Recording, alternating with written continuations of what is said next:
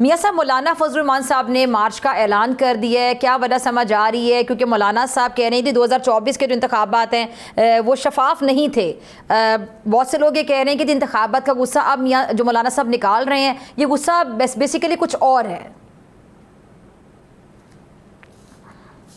नहीं, मुझे तो इस चीज़ का अंदाज़ा नहीं है, क्योंकि मैं उस फोरम का हिस्सा भी नहीं हूँ जी कि और क्या वजह हो सकती है। मगर जहाँ तक उनकी शिकायत है इलेक्शनों के हवाले, तो वो 2018 में भी शिकायत थी 2024 में भी बहुत से लोग हैं जिनको शिकायत है।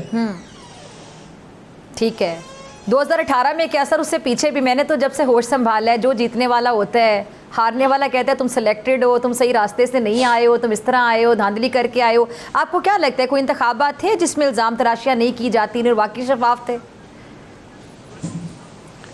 नहीं, देखें 2018 और 2024 में जिस शिद्दत से और जिस तरह सबूतों के साथ लोगों ने बातें की हैं और जितनी अक्सरियत में लोगों को शिकायतें हुई हैं, इससे पहले इतना नहीं था। शिकायत ज़रूर होती थी, ठीक है, मगर इतनी बड़ी मेरा ख्याल है किसी और जगह या साबका जो इलेक्शन हुए हैं, इन 2 इलेक्शनों के अलावा मेरा ख्याल इतनी शिद्दत नहीं थी। ठीक है। अच्छा सर, अभी बड़ा शिद्दत से इत्तेहाद है पीपल्स पार्टी और नून लीग के दरमियान, लेकिन ये इत्तेहाद भी थोड़ा ख़राब होता दिखाई दे रहा है क्योंकि दोनों के मामलात आपस में खटाई में पड़ते दिखाई देते हैं। तो तनाव की जो कैफियत एकदम से पैदा हो गई, खैर पहले भी काफ़ी ज़्यादा थी, लेकिन पंजाब में ख़ास तौर पर बात की जाए, ये तनाव जो बढ़ता चला जा रहा है, क्या वजह समझ आ रही है? देखिए, बात यह है कि तनाव इत्तेहादी जमातों में होता है।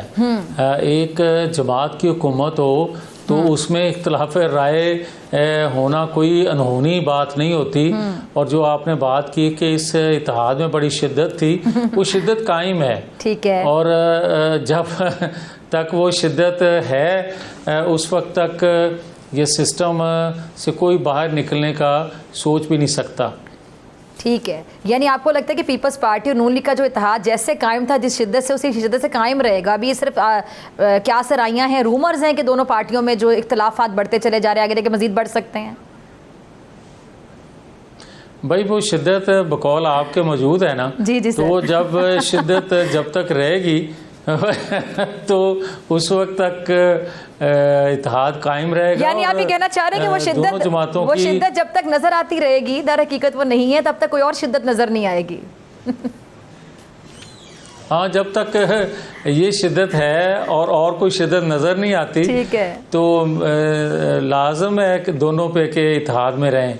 ठीक है, यानी शिद्दत भी ये सियासत ही है, जो मुझे समझ आ रही है आपकी बातों से।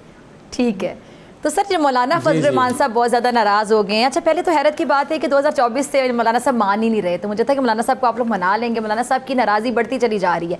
अब बहुत से लोग, मैं तो सीधा सीधा सवाल पूछूंगी, कह रहे हैं जी KPK के जो वज़ीर आला आए हैं उसमें मौलाना फजल रहमान साहब बिल्कुल खुश नहीं है, बड़े नाराज़ है, बड़े नाला हैं। तो क्या KPK के जो वज़ीर आला हैं, वज़ारत आला जो ज़ाहिर बात है PTI को मिली, तो इस वजह से ये मामलात ख़राब हो रहे हैं कि वो मार्च तक जा रहे हैं? देखिए, बात यह है कि मौलाना फजल रहमान साहब मेरे लिए बड़े काबिल एहतराम हैं। मौलाना साहब की अपनी जमात है, उनकी अपनी राय है। 2013 में भी जब इस जमात की पहली दफ़ा हुकूमत बनी थी, तो नवाज शरीफ साहब ने ये बात कही थी कि जितनी जमातें खैबर पख्तूनख्वा में 2013 के इंतखाबात में जिन्होंने हिस्सा लिया, उनमें अक्सरियत जो है वो एक जमात की है जिसका नाम PTI है। लिहाजा उसको मौका दिया जाना चाहिए। हालांकि उनके पास सादा अक्सरियत नहीं थी, मगर नवाज शरीफ साहब ने कहा क्योंकि उनकी जमात बाकी जमातों से मेंबर ज़्यादा हैं, लिहाजा उनको मौका दिया जाना चाहिए। और फिर हमारी हुकूमत 2/3 अक्सरियत वाली ख़त्म कर दी गई, मगर जो सादा अक्सरियत नहीं रखती थी सुबह खैबर पख्तूनख्वा की हुकूमत, उसको 5 साल पूरे करने दिए गए। और आज भी जहाँ तक तलक है अली अमीन गंडापुर के इस्तीफ़े के बाद नए सेल अफरीदी साहब के इंतखाब का, तो मैं तो खुश हूँ इस बात पे कि बड़ी मेहरबानी पॉलिसी साज़ों की कि उन्होंने अक्सरियत को अपना वज़ीर आला मुंतखब करने का मौका दिया। उसकी वजह यह है कि अगर आप किसी कानूनी सुकम की वजह से किसी टेक्निकल वजूह को जवाज़ बना के आप खैबर पख्तूनख्वा में किसी और जमात की या और इत्तेहाद की हुकूमत बना देते, तो जो उनका असल चेहरा है वो बेनकाब नहीं होना था। मैं समझता हूँ कि असल चेहरा जो है, जो इमरान खान साहब जेल के अंदर से बैठ के पाकिस्तान के साथ जो खलवाड़ चाहते हैं, जो पाकिस्तान को आज दुनिया भर में पजीराई मिली हुई है, जो एक अपॉर्चुनिटी पाकिस्तान के पास है।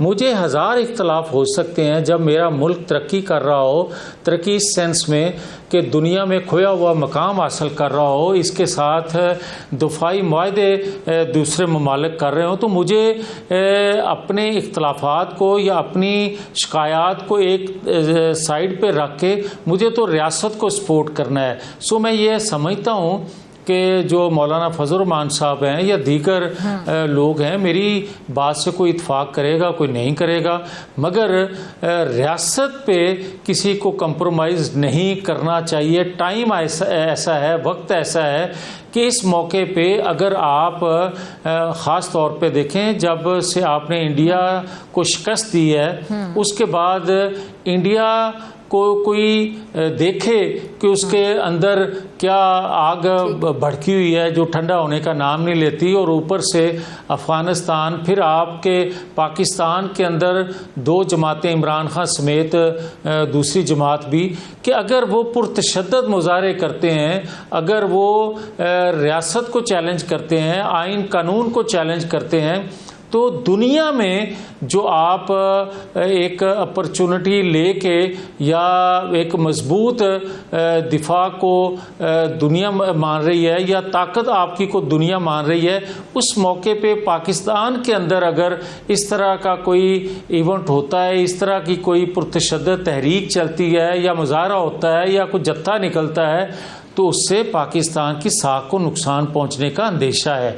इसलिए जो जो किसी के जहन में है, आज 2024 के इंतखाबात को जवाज़ बना के मेरा नहीं ख्याल कि कोई एहतजाज किया जाना चाहिए पुरतशद्दद। उसकी वजह यह है कि 1.5 साल गुजर गया, ये पहले अगर कोई कर लेता तो मुझे तो कोई इतराज़ नहीं है, मगर आज अगर पाकिस्तान के जो मौजूदा हालात हैं उनको देखते हुए अपने ज़ाती जो ख्यालात हैं या ज़ाती जो नुकसानात हैं, मेरा ख्याल है कुछ वक्त के लिए उनको नज़रअंदाज करके एक साइड पे रखना और पाकिस्तान के लिए आगे हम सबको बढ़ना चाहिए, मेरी ज़ाती राय है। लेकिन सर, अगर मौलाना साहब की बात की जाए तो वो तो बड़े ज़ीरक सियासतदान हैं और आप तमाम जमातें इस बात को मानते हैं कि मौलाना साहब एक बहुत ही मैच्योर सियासतदान है, बड़ी मैच्योरिटी से वो सियासत करते हैं, तो वो अगर मार्च की बात करें इन हालात में, तो आपको नहीं लगता कि ज़ीरक सियासतदान फिर ये फैसला वापस ले लेगा या फिर आप लोगों से कोई बात की जाएगी? नहीं, देखें, मैं फिर अर्ज़ करूँ कि मौलाना फजल रहमान साहब के बारे में मैं कुछ कहने की पोजीशन में नहीं हूँ, क्योंकि मेरी तो कोई उनसे मुलाकात नहीं। जब मुलाकात तो होती थी तो उस वक्त मैं कुछ कहने की पोजीशन में होता था, मैं कहता भी था।